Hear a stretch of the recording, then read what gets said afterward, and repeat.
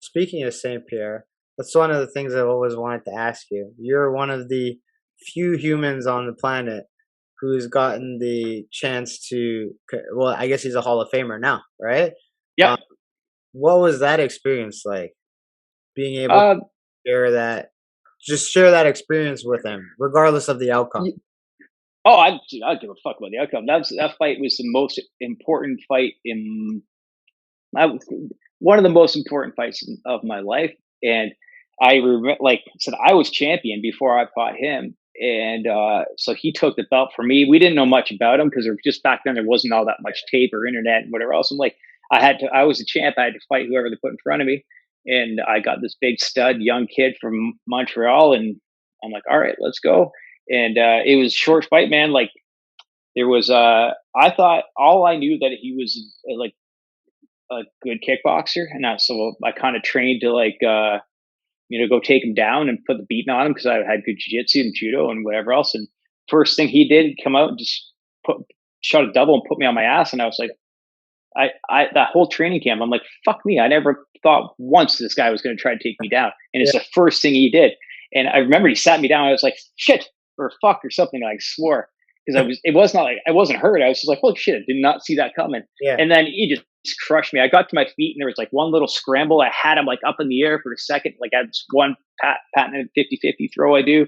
And he kind of was like a cat and came back down. And then he put me down again. And I was like, oh, fuck.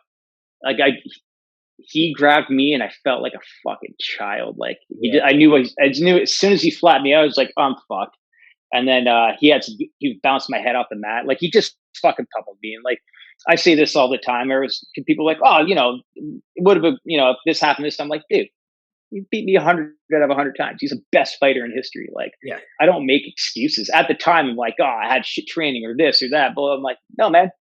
He's There's just people that are better than you, and yeah. everyone has to accept that. And that guy was, and he kept getting better and better and better and better. And he's probably the greatest in history now. And I'm like, man, that fight, I was, like I said, I'm going to lose every single time, but I was a champion and I had, a little bit of fame and I was pretty comfortable and confident, whatever else. And Yeah. like, yeah, maybe the training wasn't as, it's always hard to train when you're a champion, man. When you're chasing the belt, it's easy Yeah. as shit, right? I And know. that kid came in hungry and just kicked shit out of me and took it from me. And but after that matchup, I sulked for a while and whatever else, and I realized, you know what, that guy was huge because I didn't cut any weight, Yeah. and I'm like, okay, I got to, if you're gonna do this, you got to buckle down. And I had to drop a weight class and like really up my training and think that more of it as a professional. Like back then, we were still figuring it out, right? There wasn't all these. There were so many things we didn't know, but I'm It like, was, okay, if you're gonna make a run, you got to. Pardon me? still the Wild West back then. Like there was still Oh, very, very much so. Yeah, yeah. there was only 3 or 4 weight classes when we started. So, but that fight, I lost that fight, and I was like, I'm undersized. I got to go down to 155. So I figured out how to cut weight, make it to 155, and then I was competitive then. And then, like I never got to win another championship because I left TKO because they were scumbags.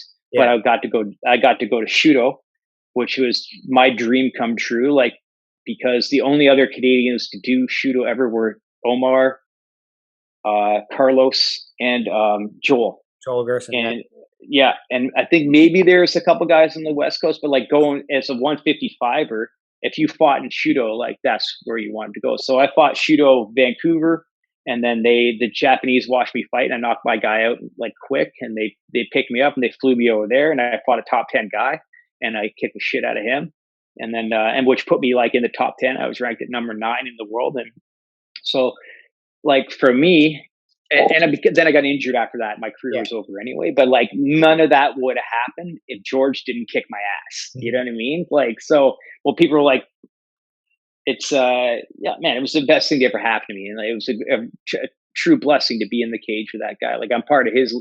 He helped form me as a person and a fighter and a man, but like I got to be a part of his legacy too. It's funny when they played his Hall of Fame highlight reel, it shows him armbarring me. I'm like, yes, I made it. When I was in So when I did my training camp in Arizona after I tore my ACL, I bought his book to read while I was there because I knew I would have. And then he was in the book. It talked about you. I'm like, I know Oh him.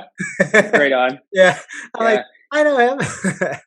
But he yeah, and he's the nicest dude in the world, man. He's such a yeah, nice, kind guy. Like he's a good dude.